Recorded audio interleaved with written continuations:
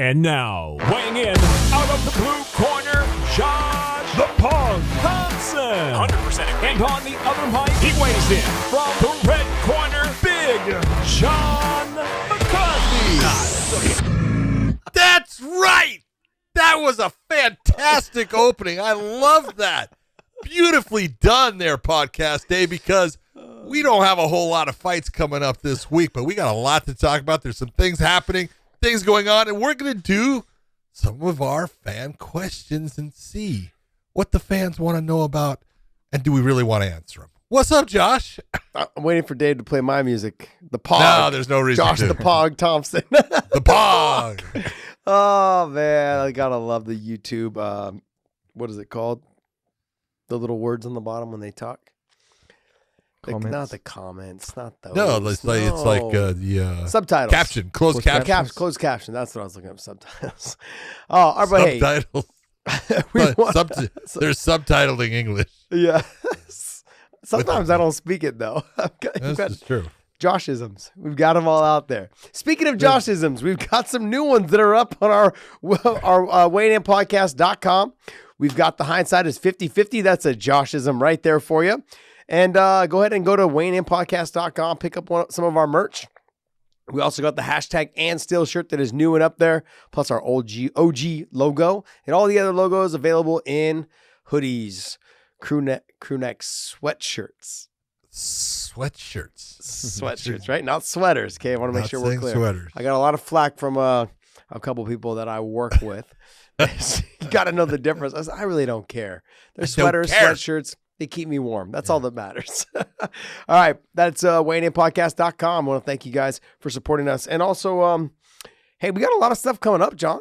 I know there's no fights this weekend, but there's a lot of news that dropped. There's a little bit of drama going on across the world.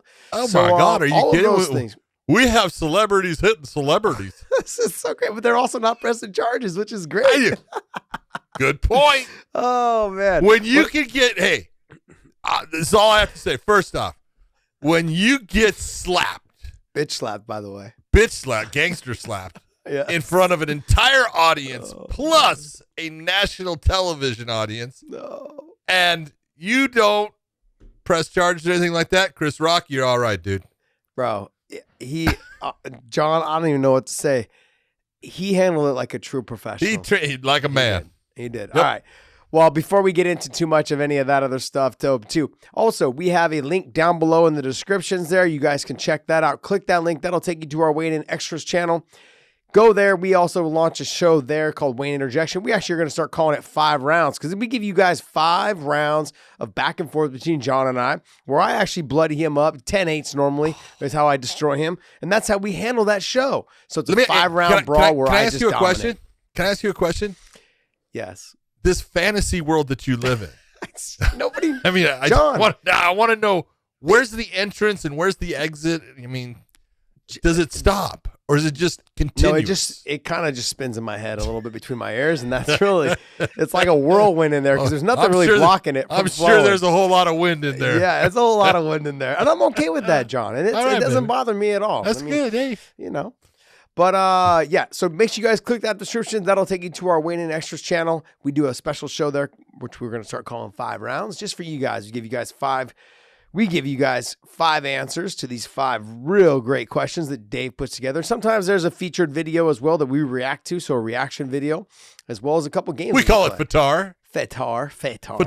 But it's just a fun little show that we do. So click that link down below, hit the subscribe button. We want to thank you guys for supporting us. Let's get started on this show. Let's go. Let's get some news. All right.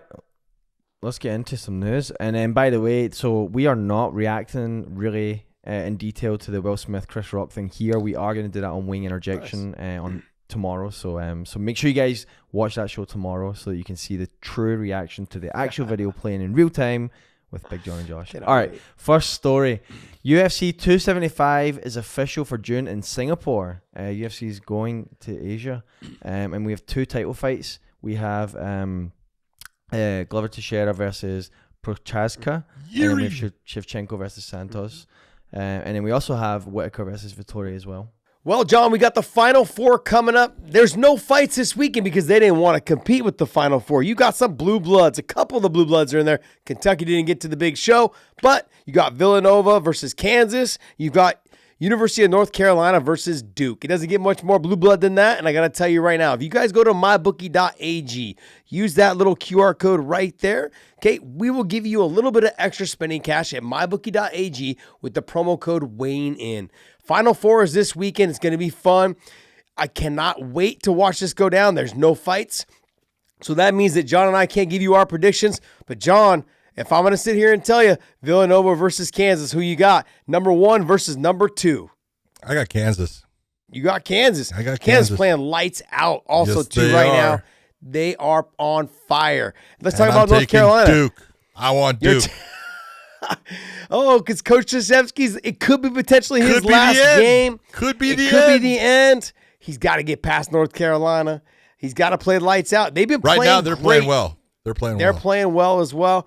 So this is going to be a good Final Four. I cannot wait to watch. But hey, go to mybookie.ag. Use that promo code WAYNEIN. Use that little QR code right there.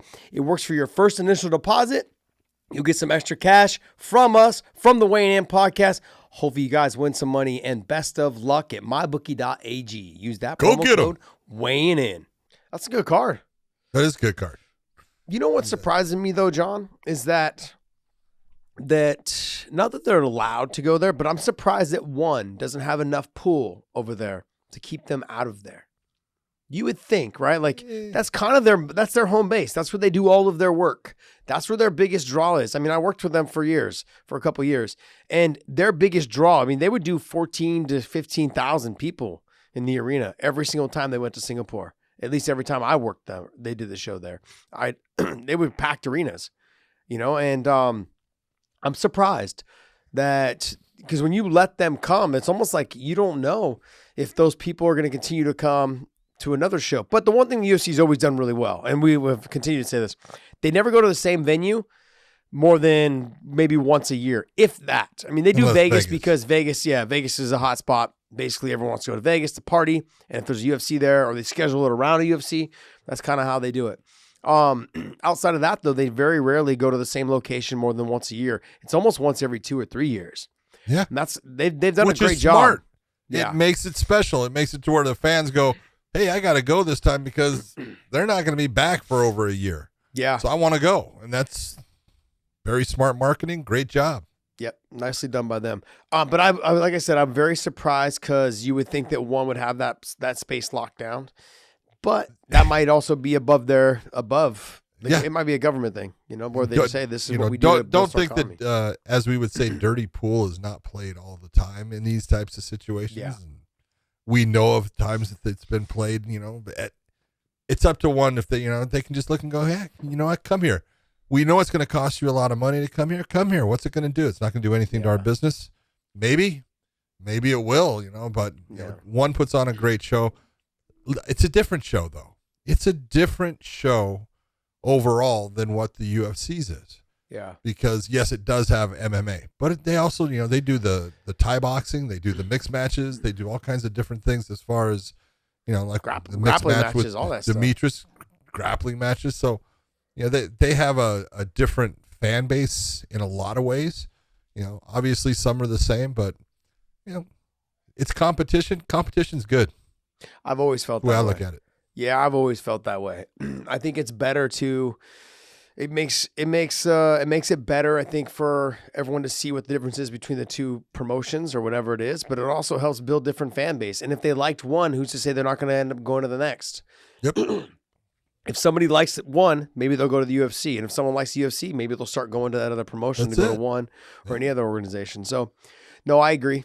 But overall, it's a good card. It's a really good card. And then when Dave was saying, hey, they're going to Asia, Singapore is a very different atmosphere than majority of like other countries that are in Asia. It's just different. And so it does not surprise me whatsoever that they're going there, especially during this time, with what's going on over in that side of the world or near that side of the world, I should say. It's a very good card. You've got Yuri versus Glover, which to me, it's going to be a really tough fight for Glover. I think it's going to be a decent if Glover can kind of do what he did to Blachowicz, where he gets an early takedown and start to slow Yuri down a little bit. I think Glover is one of those fighters that from the top position, he really starts to fold people up. He really starts to make them work so hard in positions they're not used to. They end up expending more energy than they should, and they start to slow down, start to gas out, start not to have the same pop and explosiveness on the feet. And that's one thing that Glover has learned over the years of how to fight extremely smart in those type of situations. It's in terms of Shevchenko and Santos. I really Come John, on. we're at the same bit. You and I think the same way. Tell me I'm wrong. Am I over? No. Am I overlooking Santos? No. I mean, she's just on a different level than any 125 pounder in the world. Yeah, that's the whole thing. Look, right now, she sits at a level that I just don't see the other fighters in that weight class reaching right now. And all it takes is her to have an off night, Santos to have a good night, and it changes things up and it makes it to where it could be a great fight. I just look at right now with everybody that faces her, it's hard for you to go, yeah, this is going to be an even match. Yeah, it's not. Shevchenko is always the person that she's got the advantages in the fight. Yeah, when they bring out, I'm interested to see what the odds are going to be, or if they've already been out, what the odds will be on this fight. I would say plus 900 and above. I mean, minus 900 and above. Minus 900 and above, Yeah. And when you're the UFC, this is a good problem and it's a bad problem. It really is. It's tough because you can have where people start to, there's people that want to watch Valentina fight. They just want to watch her. I'm one of them because she's so technically good and fun to watch. And then you're going to find some people say, I know she's going to win. I really don't care now. And it's a shame that, and I think Demetrius, when he was the flyweight champion there, people kind of got that way with him. Yeah. He's going to win. And it's like, how can you not watch him? And it's the same with her. How can you not watch her? She's that good. She's that talented, and you never know what she's going to come up with next and how she's going to pull something out. She's someone in my opinion, if you miss her fight, you're a fool. Yeah, you know what it is, John, is that these type of fighters, they need to become hills. Yeah, because then people want to see them lose, and that they tune in every single time to watch them lose. DJ was the same way. He couldn't become a heel. He was just too nice of a guy. Shevchenko's the same way. GSP was kind of the same way, but his matches, they were close. Some of them were close. Some of them, with the Matt Serra situation where he lost. But then after that, then some of his fights even after that were really close. He started wrestling a little bit more, started grinding people out. But his matches towards the end of his career, I wouldn't that lag in between the 3 years or whatever it was. But those matches at 170, they started to get close with Johnny Hendricks, with Lawler, or was Lawler? No, Johnny Hendricks. Nope. Those fights Johnny started Hendricks, to get closer. Carlos Condit, Nick Diaz. Yeah, the Carlos Condit one. Remember, he got dropped, I think, in the fourth. Dropped with the head kick. Yeah. So some of those fights started to get close. So people started tuning in more to see if he was going to lose. But it's hard because they're not heels. People don't tune in. With Mayweather, people tuned in all the time to watch him lose. They cared more about watching him lose or seeing if he'd get dropped or seeing if something bad they could talk about. That's why they tuned in to watch Mayweather. Not a lot of people were fans of Mayweather's. They thought he was super talented. Everyone thought he was really damn good, but he played the heel really well. I think a little bit of that's going on right now with Conor as well. So there's certain fighters that play the heel really well. They were really good and explosive and very talented. But with these two, with DJ and with Shevchenko, they're just not heels. They're good people. Like they're extremely nice. Yep. The fight that to me, I think is probably the most exciting to me on this fight, though, like you said, is the Whitaker and the Vettori fight. I think it's a great matchup. I think it's a great match. Marvin Vettori is just a dog, man. He comes to fight. He's got a good gas tank. He's very similar in some ways to Whitaker in some areas. He can fight anywhere. Mm-hmm. He's strong. Whitaker's strong. I think Whitaker may be a little faster than Marvin, but it's a good matchup. And Marvin Vettori will fight anybody. That's one of the things I like about him. He just goes in there and, man, he puts it on the line, goes after his opponent, and how it comes out, where it falls, it does, but he's never going to back off of you.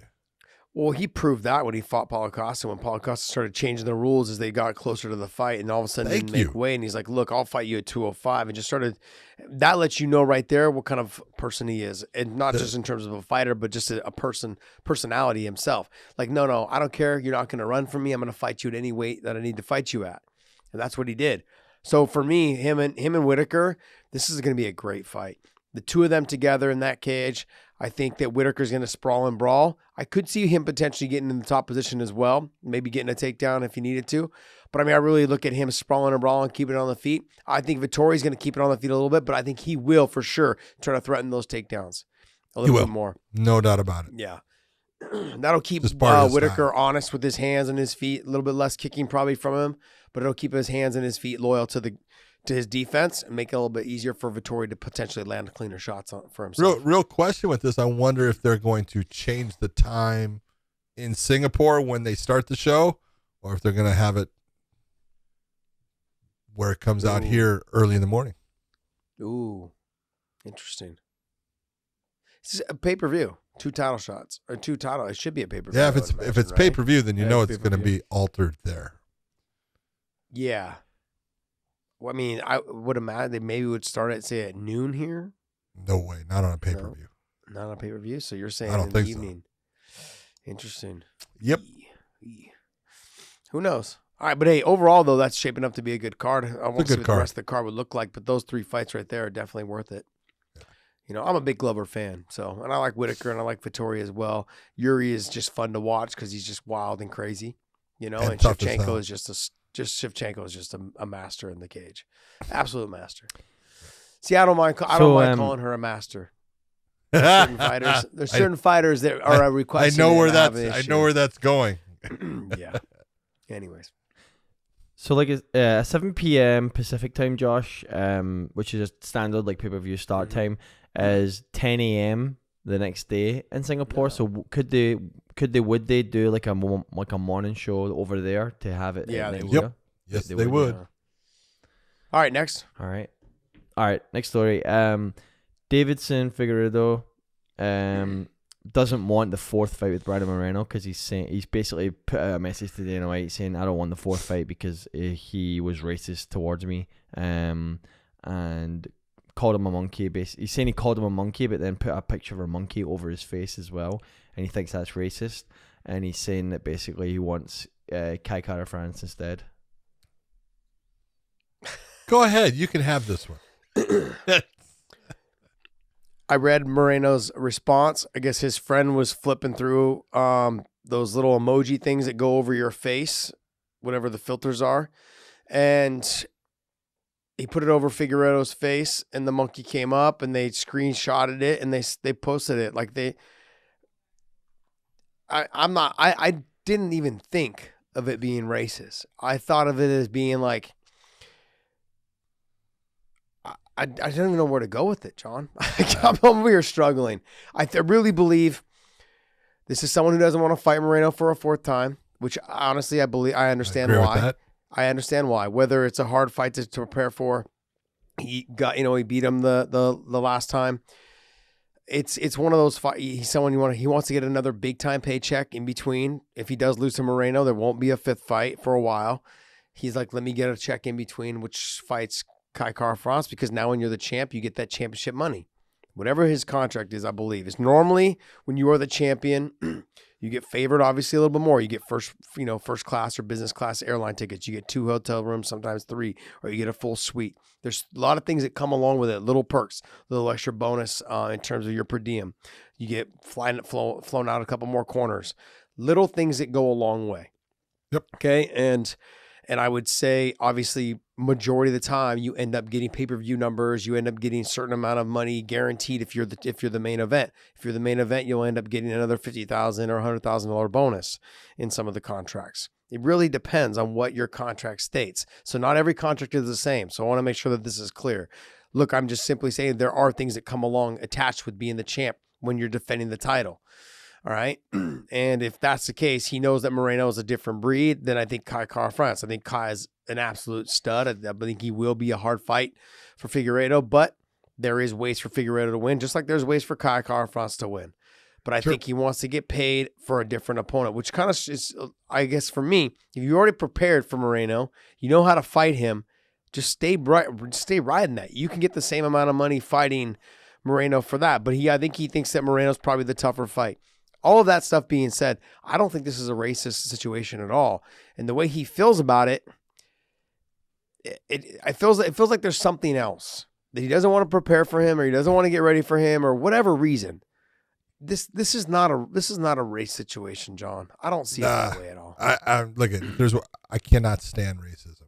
I hate it. I think it's a despicable, disgusting thing. But I don't think that's what occurred here. I'm just being honest. Now, he can take it, and he can feel like he has been disparaged in some way by what Brandon put out, but I don't think Brandon is a racist in any way. And I do think that sometimes after you fought someone multiple times in a row, you need a change. And so I can understand him saying, hey, just give me a change. Push Moreno off a fight. Let me have Kai Kara-France. He's coming off of 2 big wins, and I want to show everyone that he isn't even close. That's the kind of thing you should do. Don't bring in the ugly stuff, because there's no room for it. Yeah, I guess I look at it. I guess I can look at it now that you just brought that up. If I had to have fought Gilbert 3 times in a row, it's tough. Just knowing that's 3 wars in a row. Yep. Give me somebody that changes it. It gives me a different look. Makes me feel like it may not be as tough a fight, but I think Kai will be a tough fight. It's something different. I can now that you pointed that out, I kind of see your way. I can kind of start to understand what you're talking about, because like I said, if I had to fight Gil 3 times in a row, I'd been like, damn, talk about years off my life. You know what I mean? And you can't. It almost starts to get to the point where it becomes stagnant. It's the same thing, and it's nice to have, no matter what it is. If you do a job and it's the same thing and you're doing the same movement over and over and over, it'll drive you crazy. Well, same thing preparing for a fight, preparing for a fighter. And now you're doing that same fighter, 4 times in a row.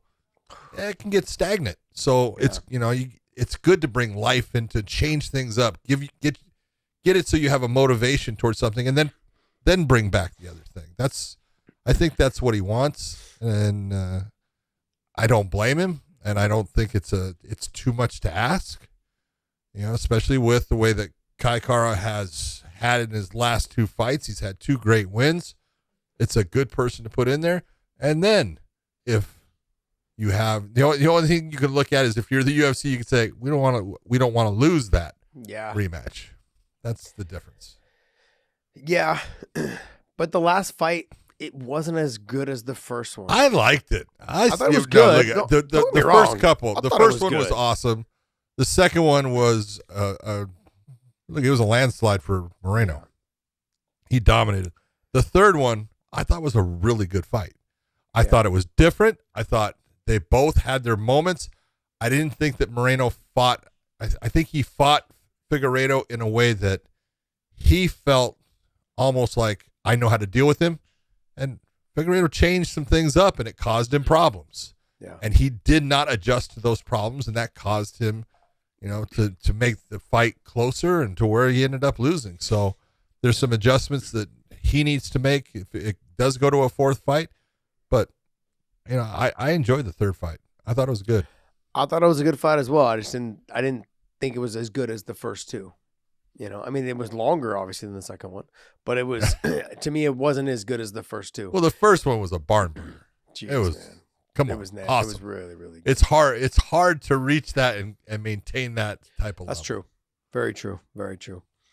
But I get what you're saying. And then for Moreno, who does he fight in the process of Kai Kara-France stepping in and fighting Figueiredo? There's a couple that you could look at and say, and I know he's coming off of a loss. So is Askar Askarov. Yeah. Put those 2 together. Yeah. That's a tough fight. who's there. Both coming off a loss. One will come out with a win, and then move on from there. But it could be that this is the type of situation that the UFC is going, no, we're not going to do that because we don't want to lose a certain fight. So, but I also see the other, what you were talking about though. Like it becomes so stagnant to the point where now the fighter is just going through the motions of having to train for the same person over and over that they're exhausted, like they're bored. They're in the gym going, man, it's the same guy. It's the same thing. And fighter, and I speak from experience, is that you need to put someone in front of you that really motivates me. Really motivates you. I mean, like Gil motivated me every single time, but there was gaps in between that motivated me for him. I had other fighters that I fought in the process, in between. But there was people that you were training for. There was goals and focuses ahead of that. Yeah. I think it would make sense then for them to go ahead and do something like that, where they were to give him Kai France, or have Figgy sit out for a little bit and then have Kai France fight Moreno. I'm okay with that as well. That'd be a fun fight. Before. Yeah, it would. Be a fun fight. But I just look at it. I can understand why Figueiredo would want a different opponent. Yeah. That's all. That's true. Next. All right. Fabricio Werdum's basically, he pulls out for the PFL tournament this year, and then he says he's likely retired. And so his comments are basically about how the Ferreira fight did not interest him a whole lot, and he doesn't want to be in the US for months at a time training. He's been with his family the last year, and that's, he's not motivated. He said he would come out of retirement basically for boxing, for like one of those big boxing fights that everybody's doing, but otherwise he's not interested in MMA. It would need to be like an out of this world offer, as he put it, to stop doing what he's doing right now, go back into MMA. The time has passed. I mean, it's Fabricio, I love you, my man. You are a dynamite individual. You're a great fighter. You had a great run in the UFC. You became the champion.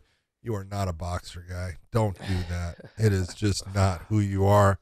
You lived your life being a guy that everyone was fearful of hitting the ground with. And there was a reason for it. You are fantastic there. As far as stand-up, your stand-up, he became a adequate stand-up fighter. Did a good job when he would get inside with elbows and knees and stuff. You can't do those in boxing. Don't even stop. Please don't go to boxing. I like you too much. Ditto. This whole boxing thing's got to stop, Josh. There comes a point it's really got to stop. Ditto. I agree. I just, if you've made all your money by submitting people your whole career, don't think you're going to go there and get a big payday, just get knocked out. It doesn't make sense. Maybe you will, but at what cost? I mean, like you work so hard your whole life to build a reputation, to become a UFC champion, to do all of these things, right? I mean, and then you're just kind of tearing it down a little bit, I guess. Hey. I mean, it's not one of those. I have no interest. I have no interest in seeing him box. I wouldn't watch. I wouldn't pay for it. It's not, and nothing against him. But you want to show me a match with him and maybe Gordon Ryan on the ground? I'll watch that. I'll watch that. You want to see Yuri Simões? I'll watch that. You want these guys? I mean, whatever. Him, and even if you put him versus Aoki on the ground, that's something to me. Remember Fedor did something like that with Aoki? I think it was Gegard. Aoki. No, he did it with Gegard. I thought he did one with Aoki though too. Did he do one with? He might have. I'm trying to think. I know he did one with. Gegard. Yeah, he did another one. Josh, you're talking about. Might be Aoki. You're talking about $20,000 versus $1 million. Wait, what are you talking about? He's talking. Dave's talking about the difference in price. Yeah, no, I understand. No, I understand that. But do you think that Fedor, to do a grappling match against Aoki, he only got paid $20,000? Okay, nice try, buddy. $100,000. No, $100,000. No way. Fedor wouldn't have gotten that in that ring for any less than $1 million. Well, yeah, I don't believe Werdum for a grappling match is going to get $1 million. These guys are making $200,000-$300,000. Gordon Ryan's making hundreds of thousands of dollars to be in grappling tournaments. I mean, he's got sponsors now. Did you see Rogan sponsoring him for ADCCs? Yep. Very nice. Good job, Joe. I love that, man. Good job, Joe. Joe's always been one of those guys, man. He supports his friends as best he can and, do what he can to help him make money. I love that. I don't know. I mean, I don't know what the market would be for him to do grappling, but maybe he just doesn't want to do it anymore. Maybe he's got to deal with some issues, low back. That's common. As you get older, to deal with low back issues when it comes to grappling. So, but yeah, a lot of these grapplers are making some good money. Yeah. So, well, I have no desire to watch him box. None. Next. All right. We have a title fight announcement from Bellator with Gegard Mousasi versus Johnny Eblen on June 24th at Bellator 282. John, you and I feared this. I knew it was coming. Look, I love Johnny Eblen. I think he is a dynamite fighter. I think he's getting better all the time. He's a diamond. Diamond hands. He's diamond hands. No, now he's the human cheat code. Human cheat code. But look, and as we have said with everything, there's levels, and you don't understand those levels until all of a sudden they're hitting you in the middle of the face in a cage, and it's not just the fight itself. Josh, when you're in that championship fight, everything becomes different. Everything becomes more difficult. Everything is a press for time. Everything is people now coming at you, wanting things, asking for things. Hey, can you do this? Hey, can I get tickets for this? It's just so many things that build up to make this entire moment not enjoyable, especially when you're not used to it. And then you're going to go in and face a guy that is just a stud, a guy that is just so good everywhere in the cage. His stand-up is sharp. His wrestling is good. His ground game is fantastic. This is a tough one because, at 11-0, look at Johnny, one of Johnny's training partners, that was Gegard's last, opponent in Austin Vanderford. 11-0. He's 11-1 now. It didn't last long, and it's all of those things. They start building up, and then the fight starts, and you get hit with one thing, and everything starts to fall off. I don't know. I just look at it. I love Johnny Eblen. I'm just not sure that this is the right time for that fight, but he could prove me wrong. Yeah, I mean, he could prove us both wrong. I think the wrestling will go to him. He's fallen in love a little bit with the stand-up, a little bit too much, but I think he's going to go back to his wrestling for this fight. But Gegard will make him work for every step and every takedown, in every position of the scramble, in every position and against the fence, all of those things. Now, you and I have sat down with Johnny Eblen quite a bit, in fighter meetings and really picked his brain. He has definitely matured in the last 3-4 fights, especially the last 2. He's definitely showed his maturity in terms of how he handles it, how he looks at the fight IQ. He's believing what he's doing. He understands he has to utilize his wrestling. He understands how to set up his boxing and his kicking with his wrestling. He's doing a great job at all of those things. He just had a fight with John Salter, whereas Gegard just walked right through John Salter. Johnny was able to touch him, was able to do a lot of good things against John Salter. Had a good fight. There was a moment, he did a great job. He dominated the fight from beginning to end. But John, you and I both speak from experience when it comes to this. How many times have you seen a fighter, though, who was on a roll, got to a title shot, lost, and then after that didn't become the same fighter anymore?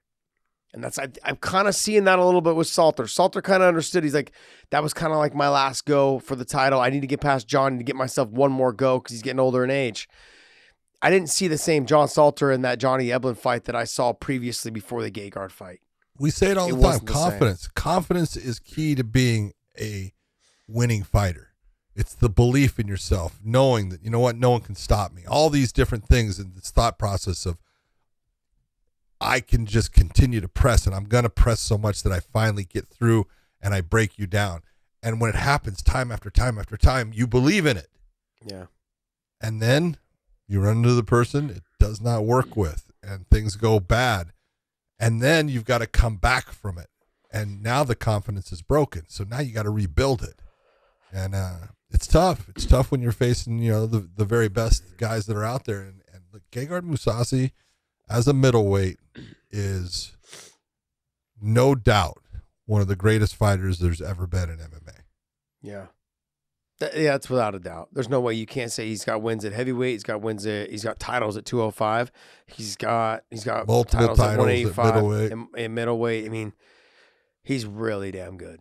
And every fighter that's ever stepped in there with him has been like, all the ones that he's walked through or the ones that he's fought have been like, yeah, he does a little something different. Just the hip pressure, the control on the feet, the composure. It almost seems like he's not winded. He's not pressing himself. I look back at his most recent loss, which was to Lovato Jr. And I really believe the only reason why he lost that fight is he just got a late start, because he's someone that sometimes he kind of just flows a little bit too much, and he let the fight he lost the first 2 rounds and poured it on in the 3rd round and the 4th round. And to the point where I could have even seen maybe the 3rd round being a 10-8 round. That's how much he had put it on Lovato Jr. But it wasn't. And it was, and it went into the 5th round. And in that 5th round, he had just kind of went back to just what the first 2 rounds were, of just kind of skating by and not really no sense of urgency. He's that type of fighter. I think right now, but like he said in his interviews that we've had with him, he has never believed that he was the best fighter in the world. He's like, but as of my last 2 or 3 fights, he's like, I believe it now. He's like, I'm the best fighter in the world. And I'm going to be kind of hard pressed not to say he's not. Like, I look around, don't get me wrong, there's fighters out. John Jones, I think, is obviously, he's there. Oh, yeah. John Jones is the guy. I mean, like, I look at Gegard, but I'm not going to take Gegard out of that conversation. John's done it for a longer period of time. The motivation for John at 205 started to dwindle, as he talked about, earlier this couple days ago, and Gegard, I think, went through some of that as well, trying to stay motivated. Certain fighters do that. They need a goal in front of them. They need something to inspire them. They start to get bored. I wouldn't say it's easy, but there's things, they need targets in front of them that motivate them. Johnny Eblen said the things that he needed to say for him to get this fight, which I think motivated Gegard a little bit, because that's how this fight got put together so fast. It was supposed to be, I know there's stuff, but I've been hearing that if Gegard continues to get these wins, he may end up fighting the winner of the 205-pound tournament. That to me is very, very fun. Like, Gegard's been the champ at 205 in Strikeforce. He's fought at heavyweight. He knows how to handle big guys, especially guys that can wrestle. And so that makes for fun fight. Him and Nemkov or him and Corey Anderson, I'll take that all day long. Hello. Yep. And so makes for a fun fight. He is getting a little bit older in age. He's 36, so he's got to make it happen soon. That makes it even more interesting to me, because he knows in that moment at 36 years old, I kind of felt some of my best stuff around that time from 30, even trickled here and there depending on the opponent. But but the motivation was there at that time. It was still there. So I'd like to see that fight happen. But I think Johnny's biting off a little bit more, John, than he should as of right now. Now, like you said, he may prove us wrong. He could. Because he's getting better all the time, and he is a talented guy, and he's got a great coaching staff around him. They believe in him, and they all talk about, hey, this guy is it. So they obviously know. They've been there, dealing with him in the gym every day and stuff, and we see it. It's just that sometimes it's those steps, and also that next step is just too much. Yeah. We'll find out. This might be one of those situations. Might be. Yeah. Who knows? We'll see. All right, next. All right, let's hop into some fan questions at this point. We have a bunch here. Hopefully try and get through all of these. So in no particular order, the first one comes from Mario GCGB. Why is it assumed that Colby Covington is a clear second best in the division? I realise that stylistically he matches up well with Usman, as proven by 2 fights. However, he has only beaten Masvidal, Woodley and RDA recently. What do you think of hypothetical matchups with Gilbert Burns, Leon Edwards and Vicente Luque versus Colby? I thought a couple have struck my interest. I think the unknown is Vicente Luque. Well, I think you got 2 that are the real questions in that equation. Well, Chimaev is. I'm not even going with Chimaev. Because he's got Burns, but Burns has always been the guy that's been sitting there saying, "I'll take Colby." Yeah, and not too sure Colby wants that fight, because where does Colby want to take the fight? Yeah, Colby uses his wrestling, and that's what gets Colby his wins, and he's very good with it. But in taking Gilbert Burns down, boy, you better be putting a whooping on him and being very heady about the submissions that guy can pull off and how quick he snaps into him. That's a big fight that I would love to see. I'm not sure that it's going to happen. That really will be determined by the Chimaev fight. But if Gilbert Burns beats Chimaev, you'll see Colby Covington and Gilbert Burns. Vicente Luque, like you said, that's an interesting fight. The real question is, can Vicente fight off the wrestling of Colby and keep the fight standing? Because stand-up wise, he's a lot sharper, crisper, more technically proficient than Colby is in the stand-up, while Colby has the wrestling. And if it hits the ground, not that Vicente is helpless down there, but he's not the submission guy that Gilbert is. No. Yeah, the Vicente one is, they kind of, to me, is he's got a sprawl and brawl, keep it on the feet, put some pressure on him, make him fight off of his back foot, make him take takedowns, make him take shots that would be ill-advised. That's how he wins that fight. But Colby, though, his conditioning will be a huge factor when it comes to just wrestling and grinding. If you go back and you look at some of the guys, Cain Velasquez when he fought Junior the second time, and the same thing with John Fitch when he was almost all of his fights, but the one that comes to mind is the Rory McDonald fight. If somebody is really good on the feet, don't be ashamed to chase them down basically on your hands and knees and shooting low-level singles, snatching the single leg, those type of things. And if you lose it, keep chasing after them. Eventually, they're going to get tired of running and they're going to turn and face a little bit, and then you're going to get in on the legs and get the takedowns. Cain did that a couple times in that second fight where in that first round, he ended up almost on his hands and knees chasing after the leg, trying to keep the ankle, and was able to keep it a couple times, lost it a couple times. But that eventually led to just Junior getting tired and exhausted. And then when they did get back to the feet, just Cain put his forward underneath his chin and controlled where the head pressure was and just grinded on him and hung on him, hit him with short little chopping shots and elbows and things like that. John Fitch made a career out of it. Colby is doing a great job of being who Colby is, and just continuing to grind on people and push on people and get heavy on their head and, get takedown after takedown and, and do some work from the top position, making them work from every position. Vicente is going to have a hard time with that. But I think it depends on all of his footwork and his movement and all of those things. And if he can catch him, he's got the power to start Colby.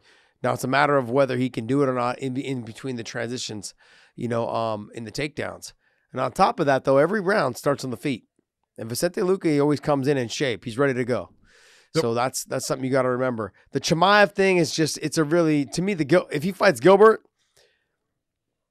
I don't know, like jiu-jitsu great, he's phenomenal. Whoever wins that fight, Gilbert or Chimaev, Colby, that's who your next match is going to be. You think whoever wins? I think it's whoever loses. I don't think so. It could be, you could be right in that Chimaev, if he gets a win against Gilbert, I could see Chimaev being put up against Kamaru. But if Gilbert wins, I don't see Gilbert being put up against Kamaru again right away. I would see him going against Colby. You know what? You brought up a good point because they will probably jump Chimaev to Usman. Yes. But then if it's Gilbert, they'll make him fight Colby to see who ends up winning. And then that kind of slates the way for Vicente Luque also to kind of jump both of them depending on whoever wins or fight the winner of that fight. Yeah. So is Vicente scheduled for somebody right now? Yeah, he's got a scheduled fight. Who is he fighting? Let's see, Vicente. Come on, pull it up, Dave. I can't remember. Vicente Luque. But I mean, overall, but I agree with you. That fight to me makes sense. Bilal. The Gilbert Melendez, Bilal Muhammad. Bilal Muhammad, yeah. And we're going to find out if he can stop takedowns. That's a fight. That's the guy that presses for takedowns right there, too. Yeah. So Bilal's going to be chasing after him, trying to get into his grill, trying to push the pace on him. Yep. So that maybe that's good preparation for him and Colby. If he gets past Bilal, then he can get to Colby. That's the next one. I mean, it makes for some interesting matchups, but I do think that if Chimaev does get past Gilbert, they're going to give him right to the title shot. it might be. He'll bypass everyone. Yeah. They can't let that. That's just it's too much. There's too much hype. Too much hype there. Don't let it pass by. They can't let it pass by. They can't let it slip away. They got to capitalize on it when they can. Yep. Next, Let's Dave. go. Next one, Dave. All right, Corbin Hopkins asks, typically in MMA, we don't see too many submissions from the bottom anymore. Everyone is taught to try to get back to your feet. Is Paul Craig's jiu-jitsu really world-class, or are 205ers just not that good at it? Also, why don't we see subs from the bottom as much anymore? Love the show. Well, you want my opinion or John's opinion? It's going to be different. It's going to be different. I think a couple things. I think that, being stuck on the bottom, chasing submissions, the judging has, after the whole Hoist era kind of thing, the person on bottom was always considered to be losing, unless you were Hoist back in the day. The game had changed a little bit. If you were on bottom, you're considered to be losing. These guys now, the transitions of being sweaty, they're a lot harder. As stand-up fighters learn to defend, as wrestlers learn to defend submissions, all of these things played a factor in them just attacking. They still ended up losing the round because they were getting controlled. The judging, as of recently, has changed a little bit. I feel like the attacks on bottom are getting a little bit more notoriety, no different than the wrestling's not getting as much notoriety as it used to, in just the control position versus doing damage.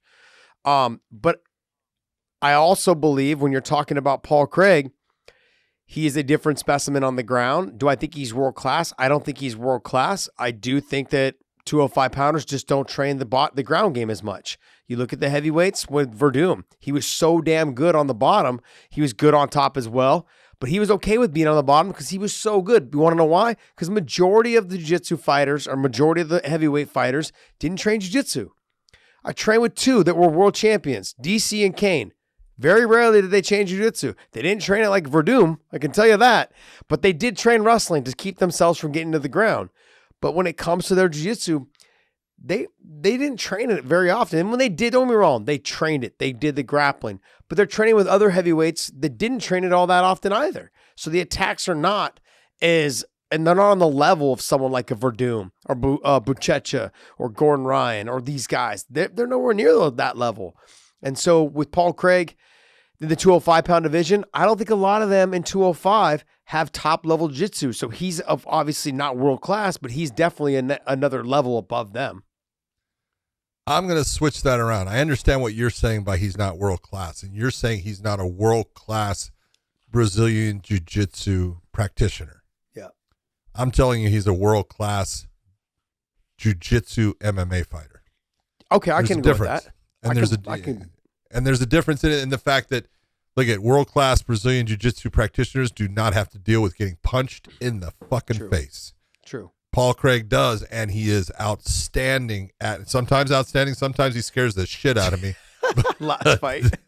But he's outstanding at dealing with the pressure of someone trying to lay heavy ground and pound on him and sucking them into his world and setting up he continuously goes to, the triangle. That is his main setup. Now he'll switch to the arm bars off of it. He'll go for a omoplata. You've seen him do all kinds of different things, but his main attacks come off of his setup of the triangles.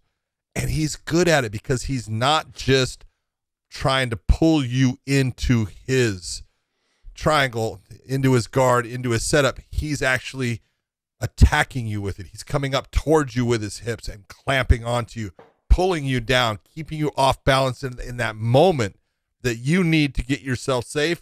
He's pulling you into danger. He's good down there. And it is the one thing that, Josh is saying, guys will practice their jiu-jitsu. But usually when you go to gyms, there's only a couple guys there that are bigger, that are actually pretty good at jiu-jitsu. Most of the time, it's the smaller guys. And the smaller guys, no matter what, for the most part, they don't like to roll with the bigger guys because they get hurt. Let's just be honest. And it's not that the bigger guy's trying to hurt them. It's just the way things, when you're moving and everything. So a lot of guys don't get that time with somebody that is really good off of their back. They'll practice with someone that's okay, has something, but they can't do the setup that Paul Craig does. And when all of a sudden they're down there with him, they're in his world. So he's good. Yeah, when I go back, I'll go back a little bit on the Kane and the DC situation. We brought in Buchecha, who came in and trained with them. Their whole goal was to get back to their feet and get away. Yeah. There was never like, okay, hey, let me hit you with the sweep. They're not sweeping him, right? They're just trying to kick him back, or they're just trying to get an underhook and get, basically get back up on a technical stand-up to get on a front headlock. That's all they're trying to do. They were able to do that and do that successfully because of their wrestling pedigree. I mean, you're talking about an Olympian, a two-time Olympian, not just an Olympian, two-time Olympian. And Cain Velasquez, who was scrappy as all hell. He was an All-American. Yeah, All-American at Arizona State. Like, he was no slouch. These guys were good wrestlers. Just getting, all they really worked was not getting taken down because they were really good wrestlers, but also getting back up to their feet. Very rarely do we see them trying to hit submissions. They'll hit a Kimura here and there, but if they started, that was only from the top position. They're not trying to hit Kimuras from the bottom. They're just trying to kick you back. They're trying to come up on a single leg. They're trying to grab a single leg and stand up with you. That's all they're trying to do. And so with Paul Craig, I don't think there's a lot of people that in his weight class that have, like you, I agree with you, John, that just don't have as many other 205 pounders or heavyweights that are at the level of, say, like a Werdum or a Paul Craig to train with. And maybe there's one, maybe there's two, but are they in the gym all the time? And are you getting better every single time?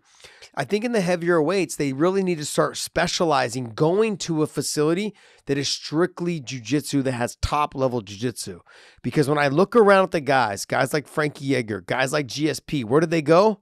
John Danaher to Henzo's. They drove all the way to New York to train with some of the best. And when you walked into John Danaher's class, because I've been there several times, you are struggling to find a little 4x4 space or 3x3 space to fit two people's bodies in to drill. It was insane. I mean, down in the basement, basically just mat covered in bodies, and so you're just trying to find a location. And it didn't matter what size you were there because they had sizes for everyone. And all of these guys were extremely, extremely good and just gave you looks that you would have never have seen from somewhere else.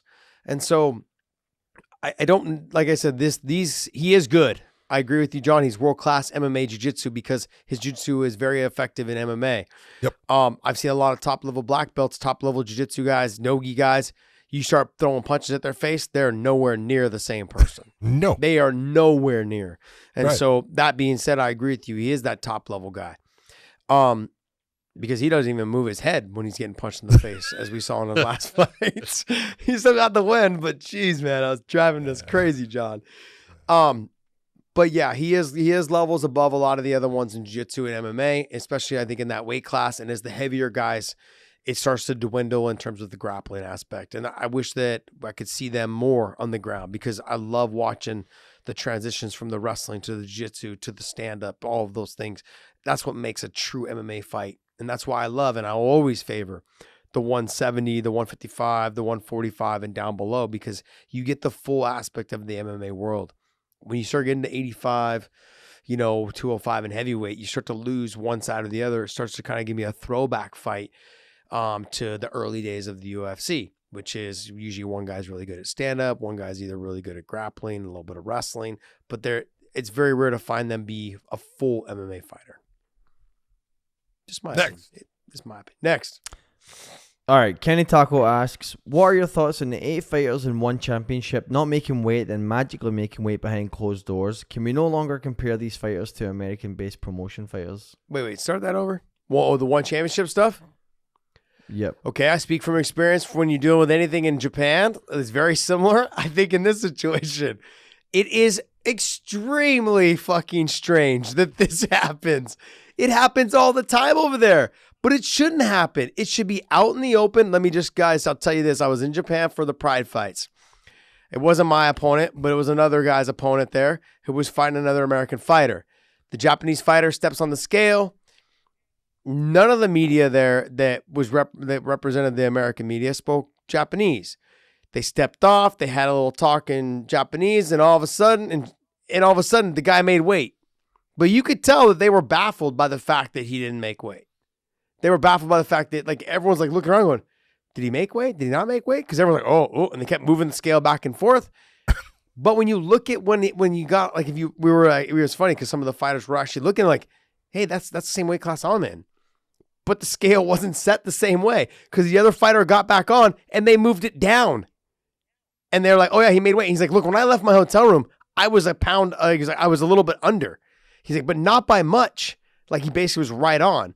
And he's like, but the scale moved. He's like, his scale moved a lot. They moved it a lot for me after I got on.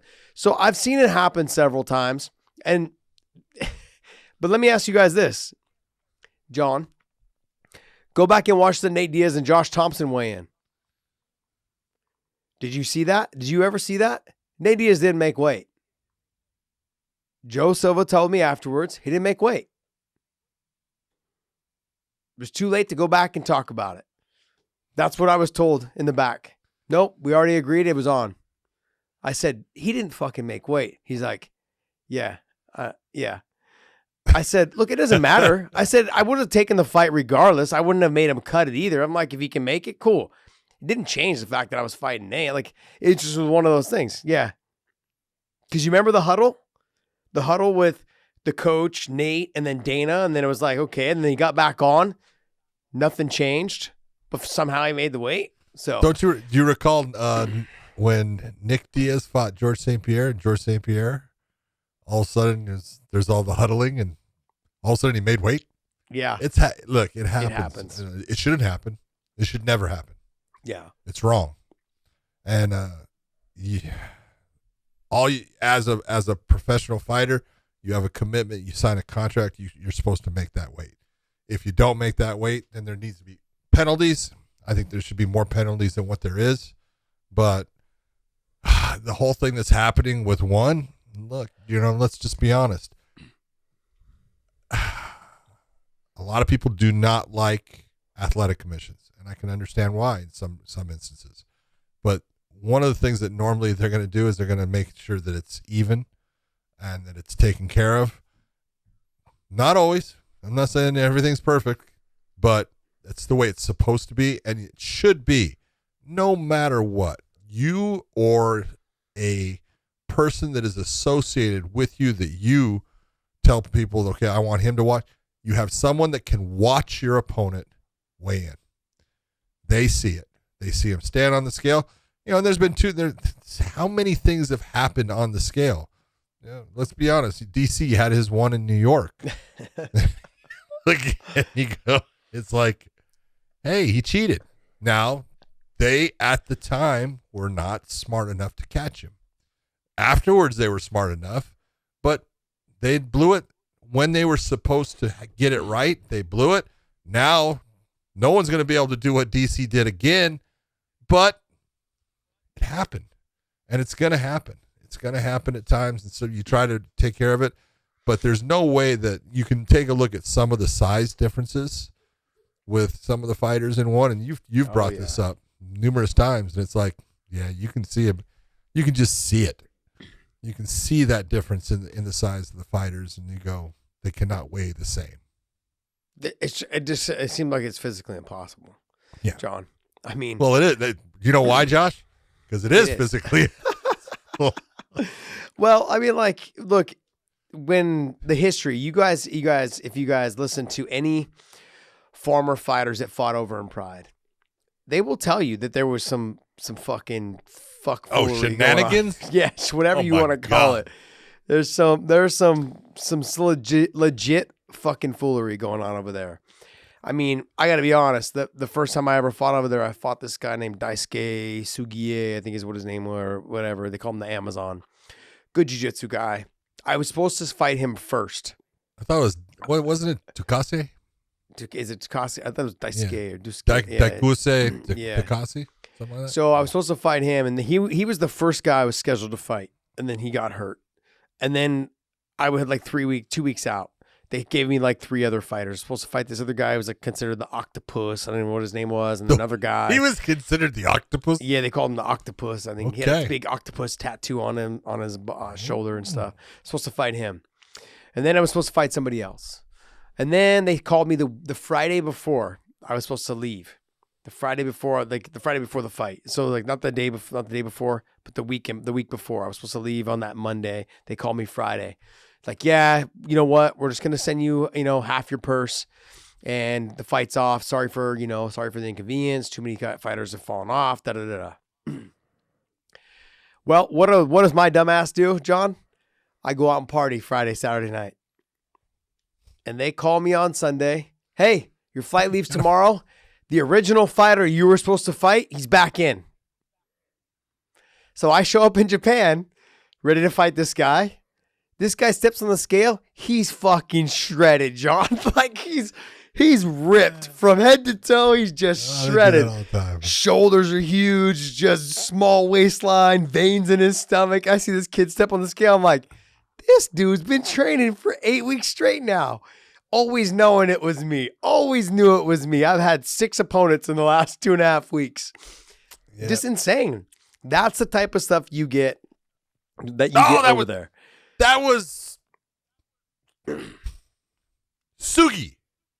Yeah, didn't I say that? Daisuke Sugi. Sugi, yeah. You got but it. His name, they call him the Amazon, is what they call him. I know. Yeah. I remember it.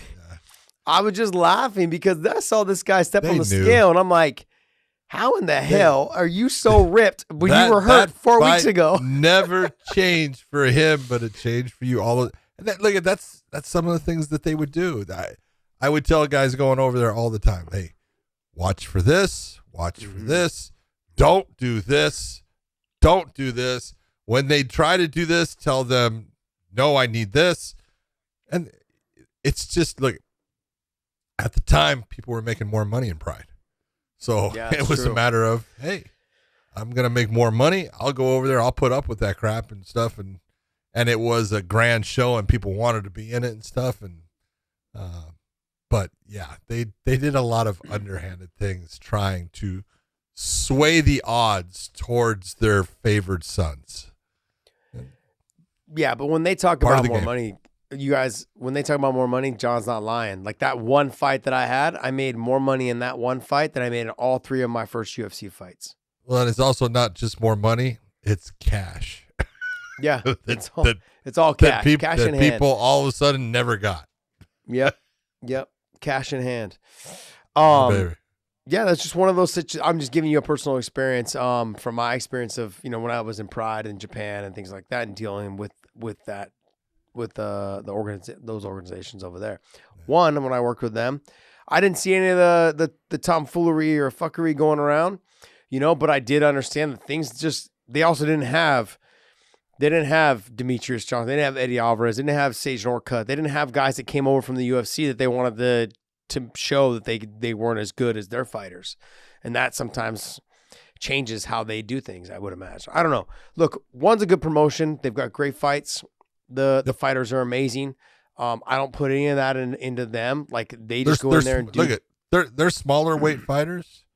The guys in the 135s and 45, unbelievable. World class, hands down, world and class. Tough sons of bitches. Yep. All of them would smash Podcast Dave. All of them. Next one, Dave. Oh, good. All right, from Felipe Gutierrez, seeing the success Corey Anderson is getting at Bellator, should Curtis Blades fight out his contract and sign with Bellator? They both have similar fighting styles that UFC deemed boring, and I believe Curtis can become heavyweight champion in Bellator and make way more money. Curtis has the ability to become heavyweight champion anywhere. He's got a lot of skill. He's that good. He's got good wrestling. He's got good stand-up. He's a smart guy. Curtis Blades is, one fight away from being a champion. Should he leave the UFC? No, not if that's what, the place he wants to be and everything. The one thing that I say with him is I don't believe that Curtis should change his style, change his approach to fighting, a la what a Corey Anderson did for a while, to try to please the promotion and get the fights that, he wants to get to.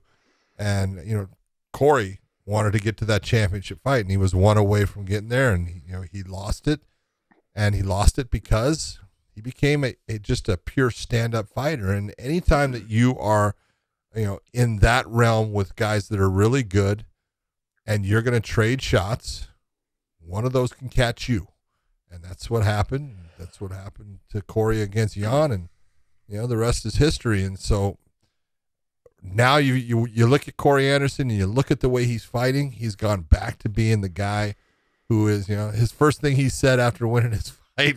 His first match in Bellator is he looks in the camera and he just yells, "Ground and pound!" Right? It's because, I'm back to being who I am. I'm not gonna fight a different style just to make the promotion happy. Yeah, I think if Curtis Blades keeps winning, because winning pretty much solves everything. Solves everything. So if he keeps winning, and get him on the right track, he's gonna have to fight probably a couple more fights. Look at the history of the guys that had a style like his. John Fitch. How many wins did he have to rattle off? 11, 10 or 11 in a row, for him to get a title shot. And they just don't want to see that. And I get it from a promotional standpoint for the casual fan or the other, the people that they're hoping to lure in and to buy the pay-per-views. If they've seen you fight one time, then they've seen you fight every single time because it's a very similar style, with not a whole lot of, normally not a lot of finishes. Corey Anderson, I think it's kind of actually helped him because he spent that time learning how to stand. And then now he's learned how to put the two things together and he's become a phenomenal fighter. Curtis Blades, I don't suggest he change it because it didn't work for Corey, in certain circumstances. And Curtis stood a little bit too long with Derek Lewis. And those type of things can happen. And anytime you're fighting someone that has the power that Derek Lewis has. Yeah. But if you're going to dedicate because you want to do a little bit more stand-up like in your last fight, which I 100% think that's if you're going to do it, that's the type of fighter you do it against. But you could have utilized your wrestling at any moment as well. And I think that's what also helped you land those type of punches because your opponent was probably thinking he's going to wrestle anytime. He's going to wrestle anytime. He's going to try to take me down.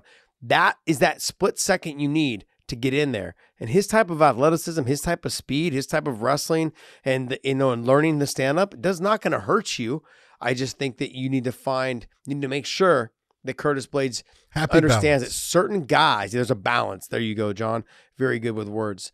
Is finding that balance and just understanding when you got to utilize that wrestling against guys like Derek Lewis and when you can get away with it a little bit more to stand up and then still utilize your wrestling. But a balance is definitely what you need.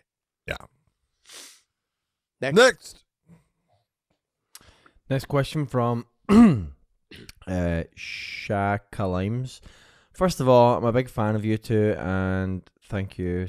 And think you do a great job. John and Josh, what's your thoughts on Rakic and how he will fit in the title picture for 22 and 23? You see any chance for him getting the gold around his waist? Greetings from Austria. Oh, I like first him a off, lot. thank you very much for listening all the way from Austria and stuff. We appreciate that. Look, Rakic is good. Yeah. He's a solid fighter, and he's got a fight coming up, though, right? Yes, he does. Isn't Is it this someone he fought Derek? Is before? it Derek? It's Blessed Is it Blahovich. Blachowicz? That's right. Yeah, It is Blachowicz. So that right there, that fight's gonna say everything about where he's at. He's good, and he's just a solid fighter. But you can take a look and say, how would he match up against Glover Teixeira? Match up very well. He's not as good on the ground as Glover, and there's nobody in. And this is, like Josh was talking about earlier with, Paul Craig. Glover is not a guy that fights well off his back either. That's not his game. But man, you talk about a stud jiu-jitsu guy in the top position and super freaking heavy and just unbelievably good at applying pressure. That's the guy. And so could Rack beat Glover? Yeah, he could. He's got the stand-up. He could do it. He could pick him apart on the feet, keep himself in the standing position, and get a win. No doubt about it. If he ends up on the ground underneath him, he's in trouble. But he's right there with the guy that's the world champion in the UFC right now in the light heavyweight division. Same with Yuri. Could he fight with Yuri? Absolutely. Yuri's odd in how he does things, and Rakic is more, he's cleaner, crisper, that more comes from that European type style and everything. But he could go with Yuri right now. He could go with any of them. He's that good. The real question is, how does he take on Blachowicz? Does he fight Blachowicz in a smart fashion, or does he try to make a point against Blachowicz and try to get that knockout fast? That's really what I'm looking for in this fight, because if he goes for the knockout fast, he's going to find that it's going to be a harder fight and it's going to take a lot longer. If he just technically tries to pick him apart, he's got the skill set to do that. I think as soon as John Jones left the weight class, it really opened up for those top 5-6 fighters. No doubt. Because it really is anyone's match. They're all styles make matchups, and it made it really fun. Whatever happened to Dominic Reyes, though? Where'd he go? His last fight was against Yuri. Yeah, but I mean, like, it was spinning a elbow freaking knockout. great fight. Yeah, but it was a absolute amazing. Yeah, but fight. that was a couple of fights in a row that he ended up on the bad side. You know, got his nose broken by Blachowicz and losing the title, lost to Yuri by big knockout. He needs the time away. It's a good thing that he's taking that time. Yeah, but to go back to Rakic, I think that I think Dominic Reyes, I think Anthony Smith is still in that mix. You know, you've got some really good fighters that are in there. I mean, and Glover being at the top right now, and Blachowicz being there. That whole mix-up right now, I think it's anyone's title, to be honest. Stylistically, each one matches up great with the other one. Someone's really good at one thing, someone's not as good at the other. You know, like you're talking about with Glover, great on the ground, great on the top position, good wrestling, not great wrestling, but good enough to get people down. Dominant from the top position with heavy pressure. He's got good boxing though too. It's just he's slowed down a little bit at his age, and he also understands what he needs to do to be successful. Rakic is good with kicks, good with his long reach and his range. Uses his athleticism very well, but him off of his back, I don't see him beating Glover. Him on the feet, sticking and moving, I think he's got a good chance. Yep. Same thing with Reyes. Same thing with Blachowicz. All of these guys, they all intermix very well. But I do think Rakic could end up being champion. But that's what makes that division fun right now for me. You know, is that it's kind of anyone's title, and that's fun to me. That's it. Let's see next. All right. Omarig Gandar asks, how do you think Islam versus Khamzat will go? Is the size going to be a big difference, or is Islam just that good and will be able to handle Khamzat, maybe submitting him off his back in the middle of a scramble? Would love to hear your thoughts. They're in different weight classes. Yeah, but Islam's talking about going to 170 after he wins the title, defends it 2 or 3 times. But Khamzat might actually be up at 185 by then if he beats Usman. You know, so there's a lot that needs to happen in between here. But if you want to play make-believe, I'm down to play make-believe. So I'll say make-believe. Go ahead, call me a homer. Islam wins. Homer? That's exactly how it's going to go. You're a homer. No. Look, I'm going to be 100% honest. I can't answer that question. You want to know why? I haven't seen enough of Chimaev.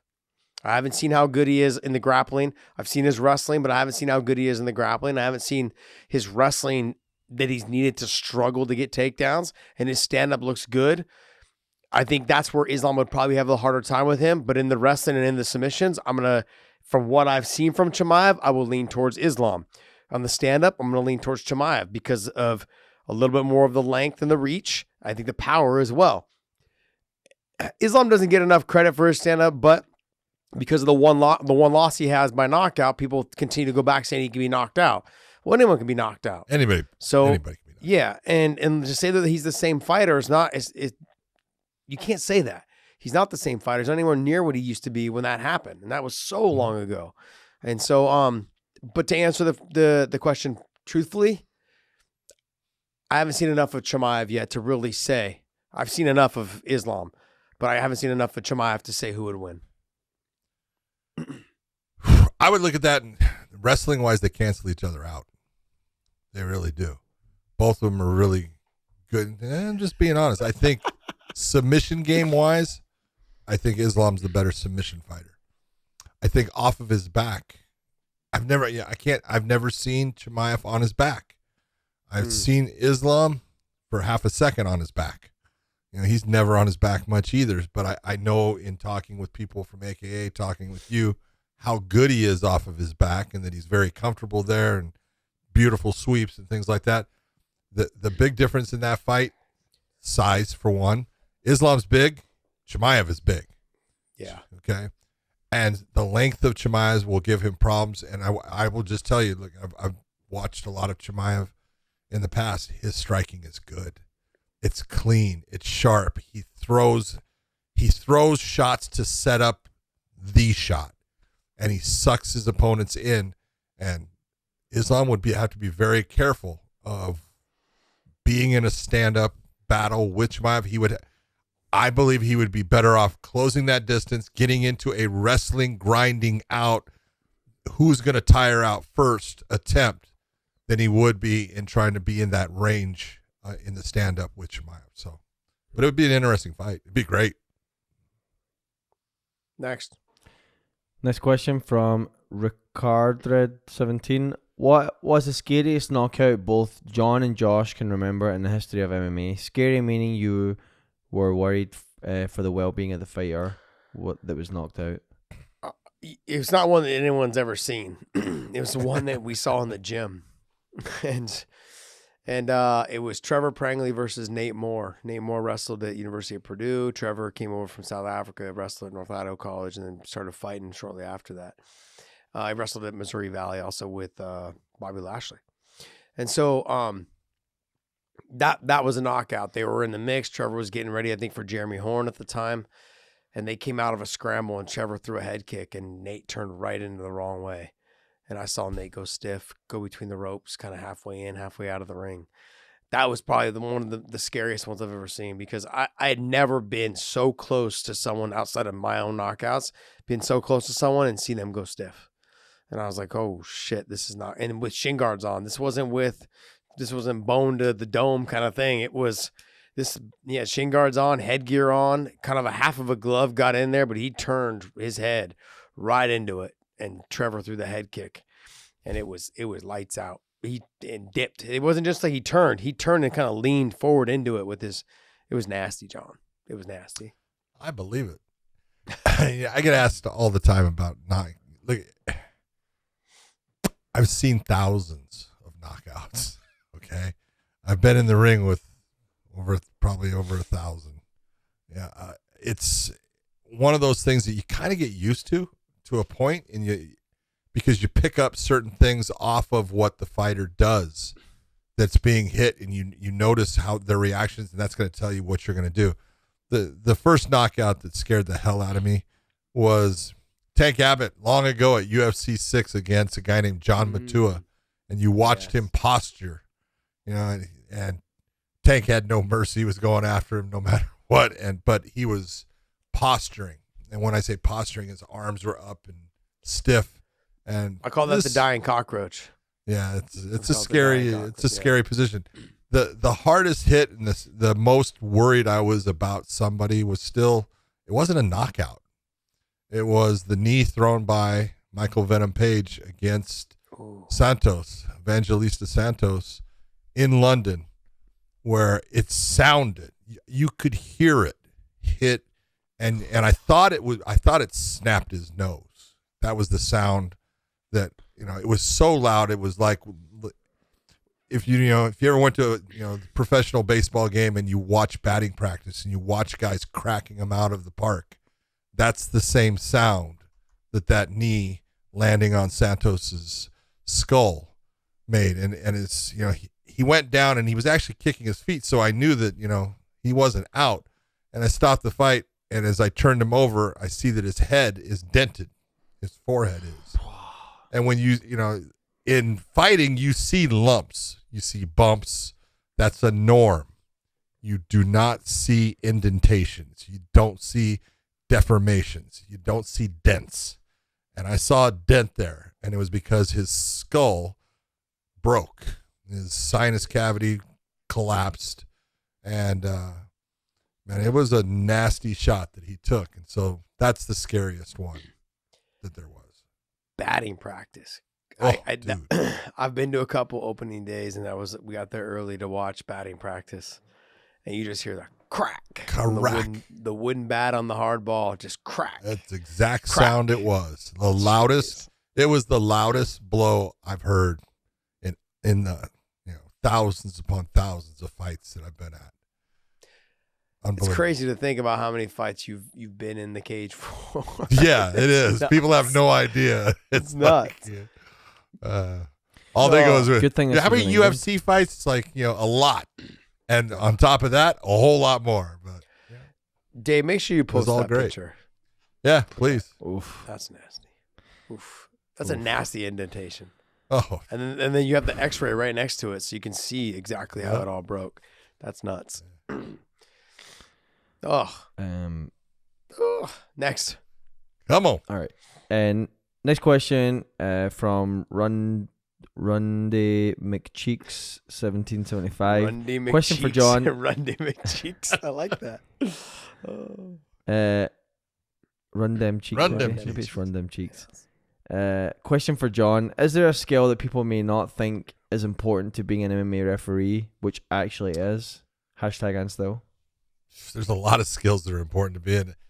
Being an MMA referee is not what people think. Not at all. And to go in, and it's funny. What's funny is sometimes watching fighters that are actually currently fighting go and in small shows they'll referee, and after they get done, they go, "I ain't never doing that shit again. That's fucking stressful. That was fucking horrible." And it's just not what you think it is. And there's a responsibility that goes with it. No matter what, you are responsible, because if something goes wrong, you're the person that was supposed to make sure that it didn't happen. And when we talk about responsibility, this is the fans out there that are watching. They're always going to be in that position. They go, "Oh, you should have stopped it. Oh, you should have let it go longer." You have no implications, no repercussions with making those statements. But as the person inside, you do, because if you don't call it in time and that fighter does get seriously hurt, you're the one responsible. And if they don't make it out, you're the one responsible, and you're the one that has to live with it. The fans don't have to live with it. You do. And if you think that what cracks me up about fans at times is they think that referees are flippant about what they're doing. They're not. They take it unbelievably seriously, because it's a serious fucking job. And there's a whole lot going on, and it's a whole lot faster than you ever thought. And if you were in there and I just put you in there and just said, "Just move with me," you would see nothing. You're not going to see hardly anything. And it's because things are going too fast, and you have to understand how to slow things down. So if I was going to say, what's the greatest skill you could have? A lot of people are going to say, "Oh, command presence and things like that." I don't think so. I think the ability to be calm, the ability to slow things down, no different than a quarterback in the NFL. Tom Brady was successful, not because he's the best athlete. It's because he was able to slow the game down. And you need to have things in place with what we call mechanics that will help slow the fight down, so you can see the things that you need to see and react to them the way you need to react to them, when you do see it. So being calm. Yeah, when because we work with Bellator, but I mean, I've seen Herzog in the back warming up. I've seen Beltran in the back stretching, getting some warm-ups in. They literally are back there, like you said, taking it serious, understanding they have to be light on their toes, understanding they have to make sure they're always in the right position by circling around as fast as they possibly can, but without missing something. Still keeping their eyes on what's going on without just looking to see where they're stepping. Sometimes, back in the day, it's funny, I brought this up to you one time, and you had commented about it, saying that, yeah, we had to settle his feet a little bit, but Jason Herzog. Yeah. I used to think sometimes when he first started reffing, like, this guy, am I fighting two people? Because he was moving around so much. And so, but it was funny, and now he's one of the best referees in the game. I think, he's right up there. And so I look at him. He was also one of the easiest guys in the cage to talk to. He would have a very calm feature about him, like, hey, you just understand. He has a little habit he does with his gloves, and so he does that. I remember that being in a couple of my fights and just having these conversations with him when I got knee in the groin or whatever it was. He got poked in the eyes. Okay, look, you got some time, but he was always fidgeting with his gloves. Let me see. Are you okay? Like, let me bring the doctor in. He did a lot of good things, and but it was the settling of the feet in terms of being calm, like you talked about, learning how not to bounce around so much so the other one fighter doesn't feel like he's fighting two people, because I do remember one time I was like, man, this guy's always right in my peripheral and he's bouncing around so much that I feel like I'm bothering fighting two me. people. It was bothering me. Yeah. But like you said, being calm is definitely one. Knowledge, I think, is the biggest thing, and understanding. I know that's not a skill set, but it's something that you got to really develop, because the more you know, the more calm you'll be. And in fighters, we all sit back and go, yeah, I know what I'm doing. No, we don't know. John, I admit this from the moment I met you, I admitted this. I have no fucking rule. I have no idea what the rules are in MMA. At least when you think you do, but you don't. There's so many little things that we don't know, little tiny things that we don't know, that we don't realize, we just overlook, because it doesn't happen very often. But there's tons of little rules in there that John and I have talked about in circumstances. I was working cage side with you, calling the fights, that came up. And like, oh, well, what's this? What's that? And we would have discussions about it before, after the fight, or, during, on air. There's a lot. And it definitely is not a job to be taken lightly, because how many of those judges, or those not judges, but referees in boxing matches, that they've lost somebody, a fighter that's died because they've taken too much damage? Right. What do you think they're going through in life? Realizing and understanding, I could have stopped that. I could have saved him. I could have done whatever it was, and that guy could still be alive, or that female or that guy could still be alive. That's important. And so for the rest, for the fighters that are thinking about jumping in and being refs, it's not an easy job. I mean, I think Frank Trick will tell you guys that, right? I mean, Frank will admit it. He's admitted to me, saying yeah, it was a process, man. It was a long time. So, yeah, put up a to lot be taken serious. For me. Well, and one of the things that people don't think about, but it's all the things that can happen. And you've seen, how many weird things have you seen in fights? You've seen a lot.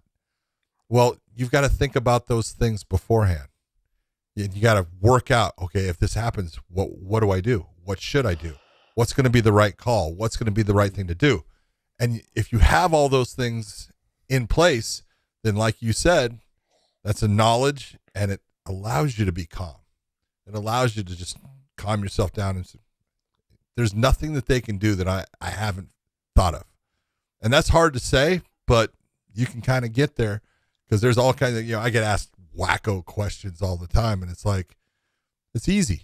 Here's your answer, because I thought about it long before.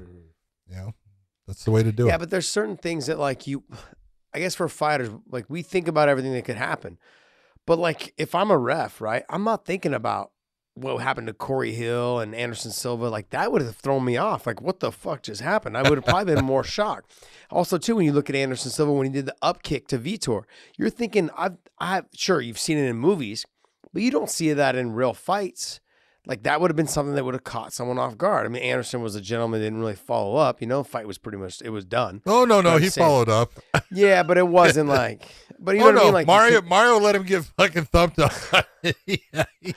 But in those scenarios, the referee, because the referee almost didn't expect it to be that way.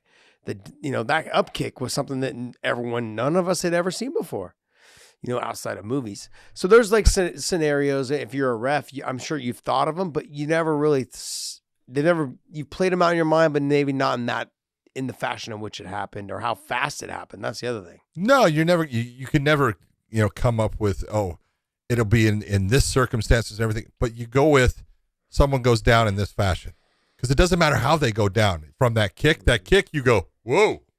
Yeah. Just like everyone else. You just don't make the sound. It was funny, because every time that I'd referee, people would go, you're so emotionless. And inside, I'm going, holy fuck, was that awesome? But I'm not there to be the fan. I'm there to do a job. And so I try to do the job that way. But, you get pumped up. You get excited just like everyone else. Wait, you're not that referee in boxing, the one with the guy who just Steve Willis. Yeah. Oh, dude, see, I said his name. Shit, I screwed up. It's all right. He's a good man. Yeah, he's definitely got the eyes too. Ooh, he looks. Awesome. He's funny. He wants to jump in, doesn't want to jump in. Eyes big, eyes small. Yeah. That's awesome. Next. All right, let's wrap up on this one from Yaz. People always talk about how Khabib and Islam feel so different to other fighters, but in today's modern world where you can see everything, why do you think the Western fighters still can't replicate the same sort of game? It has nothing to do with not being able to replicate it. What it is generations of them drilling technique. Look, people make so much of him wrestling a bear. But the bottom line is that at that age, at 5 years old or whatever, wrestling a bear was more like, hey, let's just have some fun. But then taking that into the wrestling room. If you looked at him at that age, you look at American kids or other kids from other countries, they're not wrestling bears. They're not living that lifestyle. They're not doing sambo. They're not doing sambo at 4 and 5 years old. And some of the kids here, sure, they're doing wrestling, but are they doing it at the level in which they're doing it once in the morning, once in the evening? Are they doing it? How often are they training it? The other thing as well is when they get older, that lifestyle, there's no I don't want to speak generally over it all, but their lifestyle is no drugs, no booze. I'll say it for you real easy. Yeah. When they become that professional fighter, they live a life like a professional fighter should. They don't do drugs. They don't do alcohol. They train all the time with the same people consistently. When they're not training in MMA, they're out doing another type of, entertainment sport like soccer or slam basketball or whatever you want to call it. No. They live the life that they should to be the very best they can be. They don't do the things that can take and drop you down that little bit. That's a big difference. It's huge. Even when they're not doing those things, they're riding horses. They're riding mountain bikes. They're riding dirt bikes. They're out and, they're outside fishing. They're out swimming in the lakes. They're out doing the sauna, then jumping in cold rivers. They're just doing things to their body that trains their body to be athletic, whatever it is. I look at it like in so many different ways. Young kids that play baseball, basketball, tennis, golf, they do everything, right? A little bit of everything. That's how you develop your athleticism, because when you're a kid, that's what you do. You do everything you possibly can. Stickball. That's how you develop your athleticism. As you start getting older, you start picking the sport that you really want to excel at, and you get good at that. Well, with them, they do all of that, but then they really have already had their sport picked out from the beginning, at least with Islam and with Khabib. It was sambo. But they played soccer. They played their slam ball, whatever you want to call it, with basketball, which is with takedowns and grappling and messing around and body slams and everything else. But they're active. They're always active outside. You see it now, even at the age that they're at now, they're still out there. I see Islam always riding dirt bikes, always mountain biking, always running in the hills.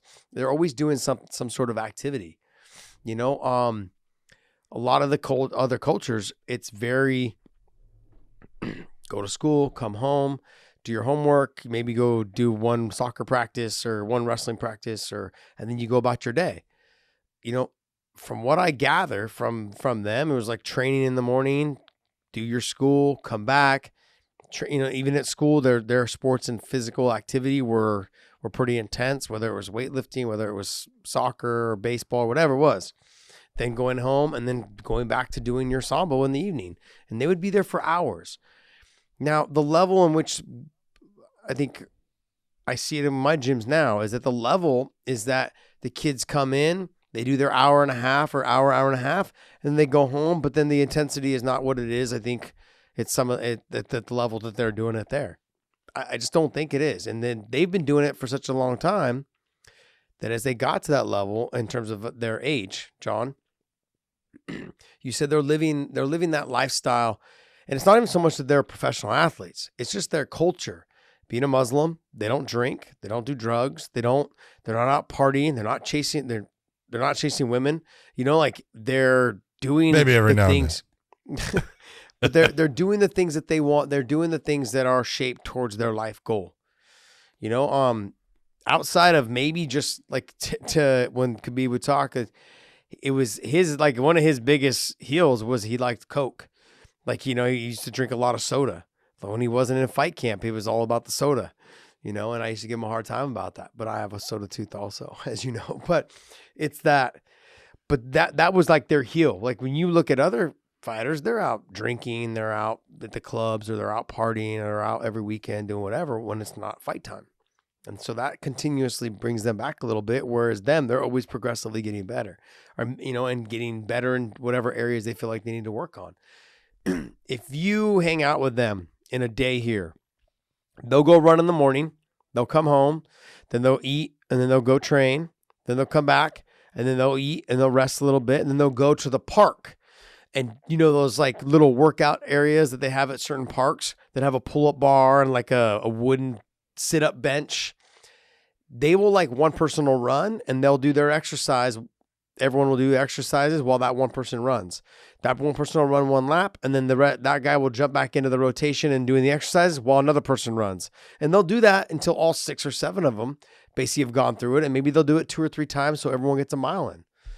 However many laps, 4 times, whatever. So they'll just keep doing that until everyone gets a mile in. It's like, and it's not at a super fast pace. They're not out there crushing it. They're just out there having fun. They look at it as like it's just part of their day. And when you start shaping your career around that, it makes a big difference on that. Not every day needs to be a hard day. It's just, look, I'm going through the motion. This is my routine. I get up, I do a little lifting, I do a little bit of running, I stretch a little bit, and they have it down. And I think that's why they're a lot better than a lot of the other fighters. There you go. Is that it, Dave? Yep, that's it. All right, go to WeighingInPodcast.com. Pick up some of our merch. We've got the old logos. We've got hoodies. We've got sweatshirts. We've got regular shirts. We've got long sleeve shirts. Summer's coming. We've also got coffee mugs. I think we put a couple other things up there, but we also got our new shirts that are up there, the #AndStill, which Dave designed. Very nicely done. And, of course, the hindsight is 50-50, because that is a Joshism, and everyone loves Joshisms. They're a little out of control. But, they happen so frequently. I don't know if we can keep up. Have to have Dave keep making a bunch of different shirts. But hindsight is 50-50, so make sure you guys pick one up while you guys can. John, take us away, buddy. Everyone out there, hope you enjoy your weekend. I know there's not a lot of fights, but that's okay. Spend it with someone you care about. Do something nice for someone, and we will see you.